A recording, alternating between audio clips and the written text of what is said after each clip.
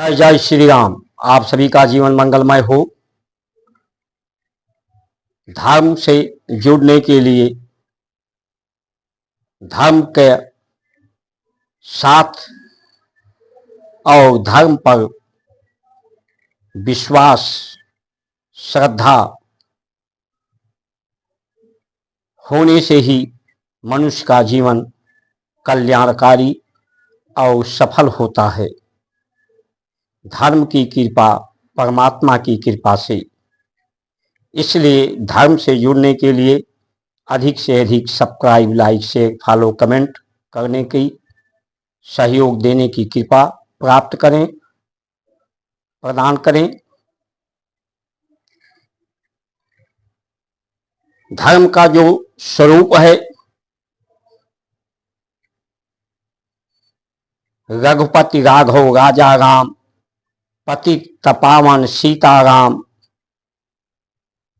अल्लाह ईश्वर तेरे नाम, सबको सन्मति दे भगवान। सबको, क्योंकि जो संसार की व्यवस्था है, जो सृष्टि की व्यवस्था है, वो पतित की है, स्वार्थ की है, भेदभाव की है, मतभेद की है। इसीलिए जन्म जायते क्षुद्रा, जन्म लोगों का क्षुद्र के रूप में ही होता है। संस्कारे द्विजत्वा, संस्कार से उनका दूसरा जन्म होता है, जो संसार के रीतियों से, संसार के गुणों से ऊपर उठाते हैं। ये संस्कार, ये उन्नति, प्रगति, शांति, प्रेम, सेवा, सहयोग, श्रद्धा, विश्वास, शेष को विशेष, अवशेष को विशेष, श्रेष्ठ धारणा, श्रेष्ठ ध्येय, श्रेष्ठ ध्यान, श्रेष्ठ समाधिष्ठ, जो शून्यता को, शून्यता ही, अहंकार की शून्यता, न्यूनता, आवश्यकताओं, जरूरतों की शून्यता ही शांति प्रद है। और शांति ही सुख का धाम है, शांति ही शक्ति का धाम है, शांति ही सहयोग, विश्वास, प्रेम, त्याग, तप, शांति के ही माध्यम से रघुपति राघव राजा राम, जो अपनी इंद्रियों के राजा हैं,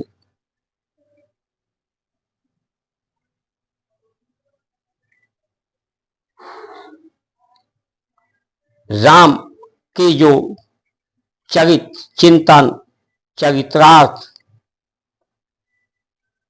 सदग्रंथों में उपदेश के माध्यम से जो आदेशित किया गया है, वो आदेश लोगों के जीवन में उसके मन को, उसके तन को, उसके चित्त को, उसके बुद्धि को पावन बनाते हैं। पतित से पावन बनाना ही भारत की संस्कार संस्कृति का प्रयोजन है, प्रमुख कारण है। क्योंकि जल ऊपर से बरसता है, नीचे जल ऊपर पावन ही होता है, लेकिन धरती पर स्पर्श होकर वो पतित हो जाता है, अपवित्र हो जाता है। धरती के गर्भ में जाकर के वो शीतल भी होता है, निर्मल भी होता है, पावन भी होता है, धरती में शीतलता, शांति प्रदान करता है, उसकी शक्ति को बढ़ाता है। इसी पावन पतित को पावन करने के लिए ही धरती का जो गुण है वो कठोरता है। इसलिए धरती को माता नारी का यानी जन्म देने का कारण माना गया। धरती को गौ माता के गोबर गौमूत्र से, संसार के अवशेष मल से, मूत्र से जो शहरीकरण बढ़ रहे हैं, नगरीकरण बढ़ रहे हैं, उनका धरती में अवशेषों का, मल का विलय हो, जिससे धरती में केचुए पैदा हो, रिक्त स्थान हो। जो पतित हो रहा है धरती के अंदर जाकर के वो पावन हो सके सूर्य के प्रकाश से, कि गति धरती में हो, वायु का संश्लेषण धरती के अंदर हो, जल का संश्लेषण धरती के अंदर हो। इसके लिए धरती को वन औषधियों से, वन वृक्षों से अन्न के उत्पादन जो हैं उससे धरती को ढका जाए, ताकि धरती मुलायम बन सके, मर्म उसका जग सके। क्योंकि जो आहार लेते हैं धरती के माध्यम से, ये आहार जो क्षुधा हमारा लेता है, क्षुधा यानी पेट, पेट यानी जो क्षुधा भूख है, ये भूख आहरण से होता है, वो शाकाहारी हो, शाक सब्जी फल दूध पवित्र आहार हैं, पावन आहार हैं।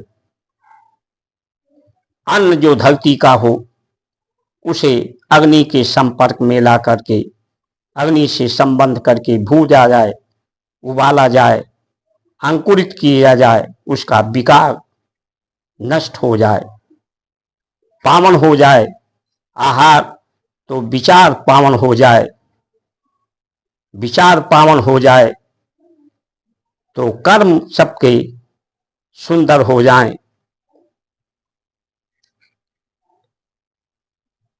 ये परंपराएं हमारी पतित को पावन बनाने की हैं।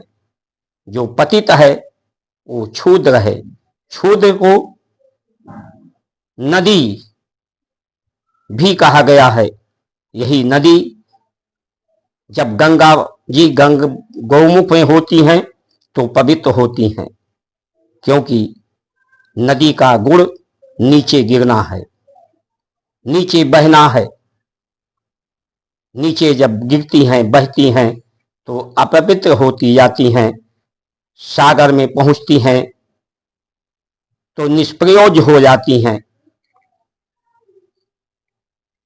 ये सागर जो समुद्र है, जल में ही जीवाश्म, जीव, कोशिकाएं, काई जल में ही से पैदा होती हैं।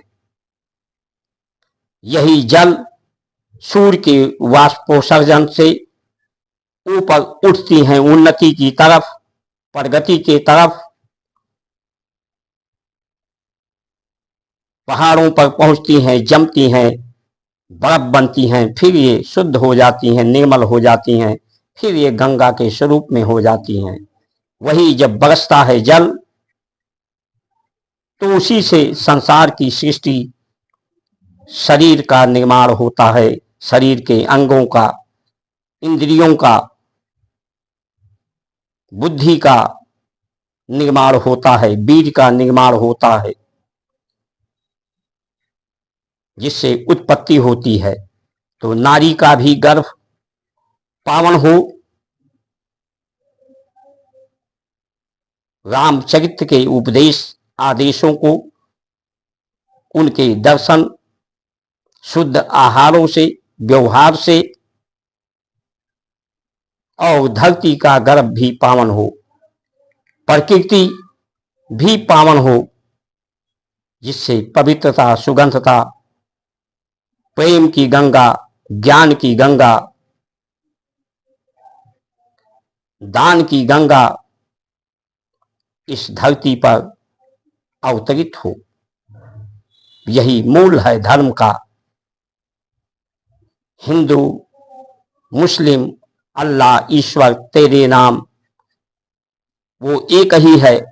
कोई उसे ईश्वर, ये जो स्वर चल रहा है, प्राण को ही चेतना कहा गया है। प्राण के स्वरूप को ही सिया राम मैं सब जग जानी, करो प्रणाम जोर युग पानी। क्योंकि जिसके अंदर प्राण प्रवाहित हो रहा है, परिवर्तन हो रहा है, वो सब प्राण के को धारण करने वाले परमात्मा के ही स्वरूप हैं। प्राण को ही परमात्मा का स्वरूप माना गया है, कारण माना गया है सृष्टि के संचालन, उत्पन्न करने का, पोषण करने का। तो आज के समय में जो समुद्र में विष्णु भगवान का सैया है, शेषनाग पर लक्ष्मी पैर दबा रही हैं, सरस्वती जी उनके चित्त में विराजमान हैं, वो यही दर्शाते हैं कि ये संसार शेष है, इसे विशेष श्रेष्ठ करने की आवश्यकता है। संसार शेष का मतलब विष भी है, विषयी भी है। इसके विष को निवारण करके सुधा गरुड़ रिपु करें मिताई, गोपद सिंधु अनल शीतलाई, इसे पावन बना करके इसे अमृत बनाने की आवश्यकता है।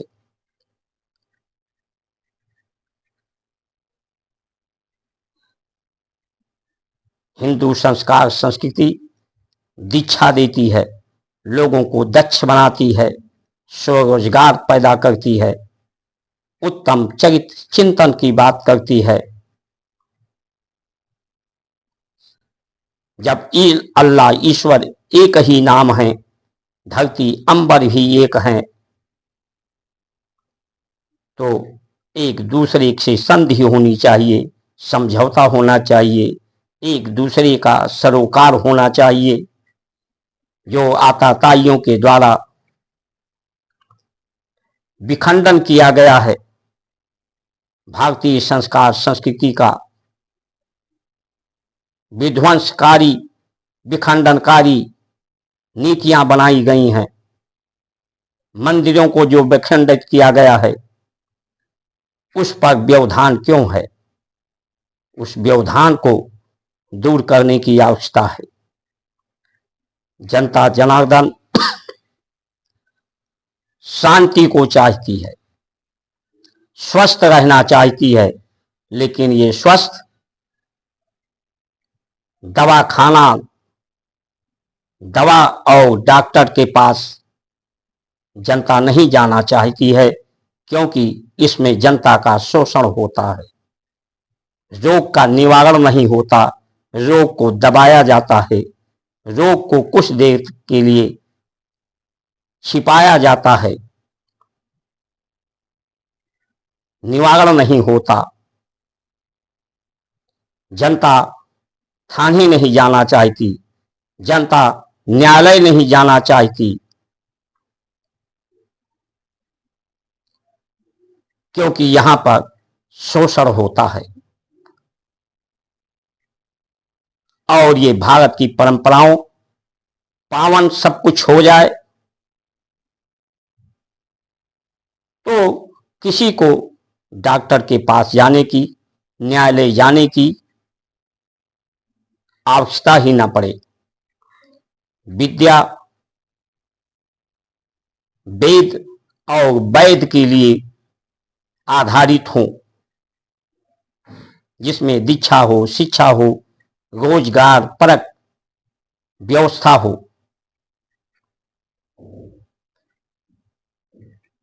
जनता विकास नहीं चाहती है, उन्नति प्रगति का मार्ग चाहती है, सन्मार्ग चाहती है। विकास के मार्ग जो चाहती तो भाजपा सरकार ने सभी सरकारों से ज्यादा विकास किया है।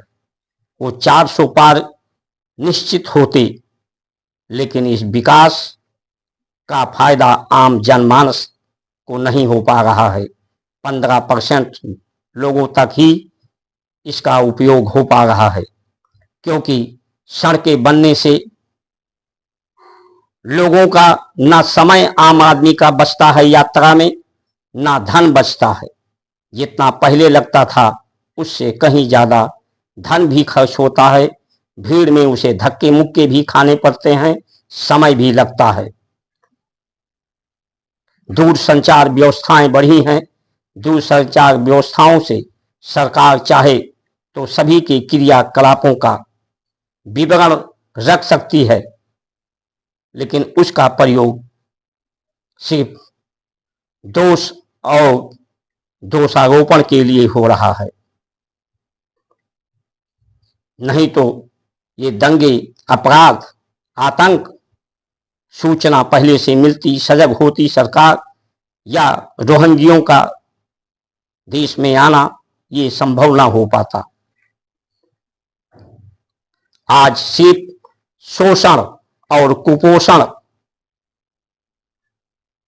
विकास के माध्यम से विघटन, संघर्ष, असंतुष्टि, अनाचार, अत्याचार, भ्रष्टाचार ही बढ़ा है।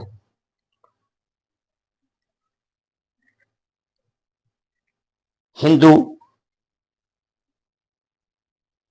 की आबादी घटने का कारण ये आज की शिक्षा व्यवस्था है, जिसे निःशुल्क होना चाहिए। हिंदू के ही अनुवांशिकता में है कि उसे उन्नति प्रगति पर जाना है, लेकिन आज उन्नति प्रगति का माध्यम शिक्षा है। जो शिक्षा शोषण करती है। नर्सरी के बच्चों को देखें, जितना उनका शरीर का वजन नहीं होता उससे ज्यादा वजन का बस्ता उन पर लाद दिया जाता है। उन्हें जो ड्रेस दिया जाता है, पैंट, शर्ट, टाई, बूट, ये बाबू अधिकारी बनाने की अवधारणा उनमें बचपन से ही पैदा की जाती है।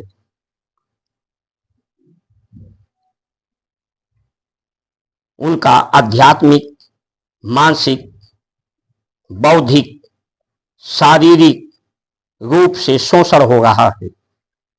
उनके माता पिता का आर्थिक रूप से शोषण हो रहा है। ये बच्चे बड़े होकर के एक बच्चे पर 5-5, 6-6 लाख रुपया खर्च होता है, लेकिन उसमें से 10% बच्चे ही सफल होते हैं। 90% बच्चे अपने परंपरागत रोजगार से भी दूर हो जाते हैं और वो ठगे हुए महसूस करते हैं अपने जीवन में, शोषित को अनुभव करते हैं। और हिंदू चाहता है कि जितने बच्चे उतने हों, जिसको अच्छी शिक्षा दी जा सके, अच्छी व्यवस्था दी जा सके, क्योंकि उसका बे में उसका कमर टूटा जा रहा है, उसके पीठ का पर्दा नहीं रहती उसके ऊपर, वो कर्जों से दबता जाता है। इसीलिए आज के समय में राजनीतिकों के पास कोई मुद्दा नहीं है। सिर्फ जात पात, धर्म, मजहब, यही उनके पास मुद्दा है। और ये संघर्ष का रास्ता है, युद्ध का रास्ता है, विखंडन का रास्ता है, अन्यायकारी व्यवस्था का माध्यम बनेगा ये।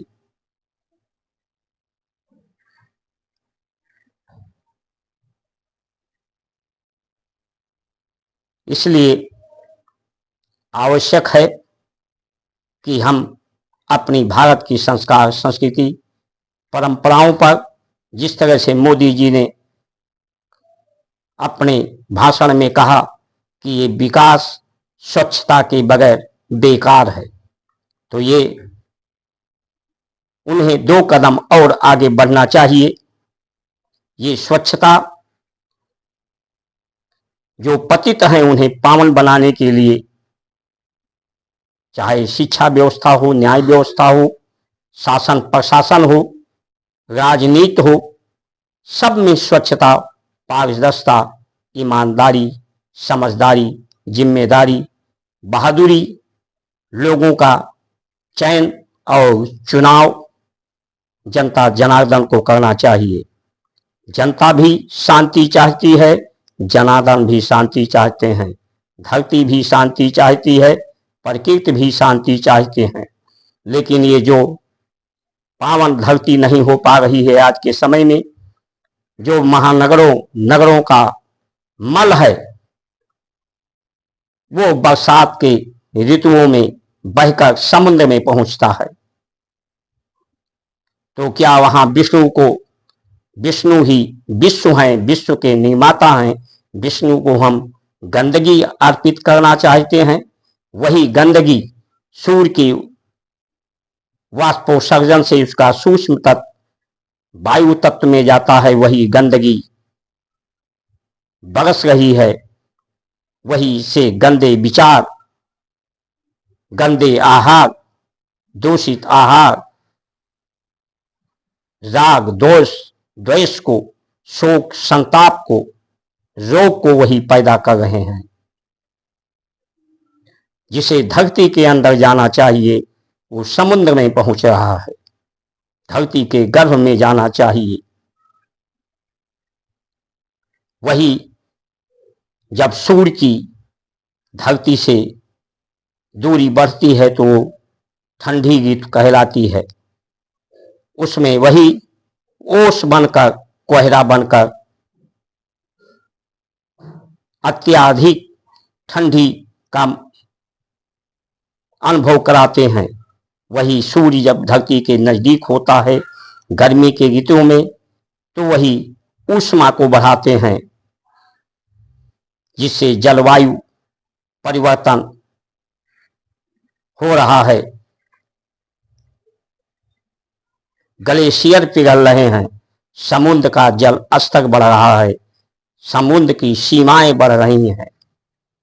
ये सब प्रलयकारी व्यवस्थाएं, विध्वंसकारी व्यवस्थाएं पनप रही हैं। इसलिए सभी को सावधान और सजग होना चाहिए।